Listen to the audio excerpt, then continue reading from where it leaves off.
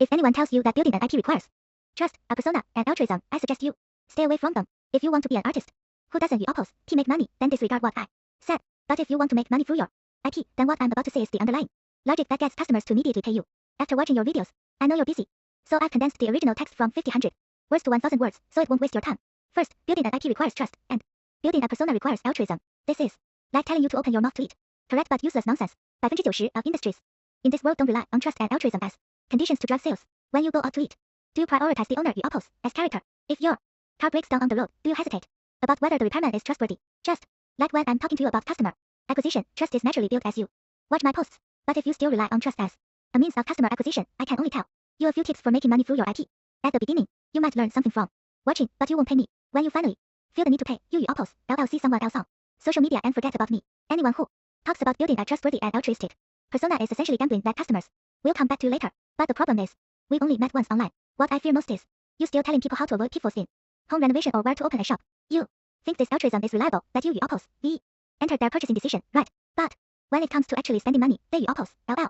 See someone else on social media and forget about you. So what truly determines whether someone pays is only one thing: seeing you when they need it most. Many people will have disagreements here.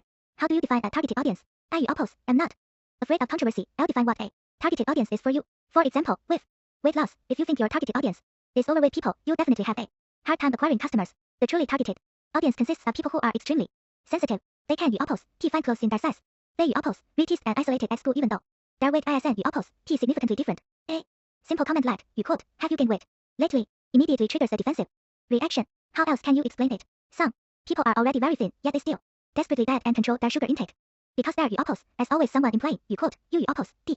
Look even better if you were thinner, you quote, or you quote, your face would be smaller. This is the targeted audience. They oppose, we already pay a heavy price for not losing weight because of the teasing, comparisons, and gossip surrounding their bodies. Once they oppose, we pay the price, it hurts enough. Sufficient pain drives them to pay. All you need to do is articulate this cost, and when they see you, they want oppose, T just hesitate, because you oppose, we address not just a body image issue, but a psychological one. Therefore, the targeted audience has nothing to do with age, gender, or spending habits. A 20-year-old man might be insecure about his appearance and afraid to pursue a girl he likes. A 45-year-old woman might be rejected by her partner because she looks older. A recent graduate might be ostracized by colleagues because of poor communication skills. These individuals come from different genders, have vastly different ages, and have drastically different spending habits, but their motivation to pay is completely the same. The unfortunate thing is that even if you understand all of this, it's still difficult to implement. Truly, monetizable videos require you to give up viral content, traffic, and those on appealing followers, and you have to force yourself to understand another side of human nature. But we're human. After posting a video, we can't oppose, he help but watch the views.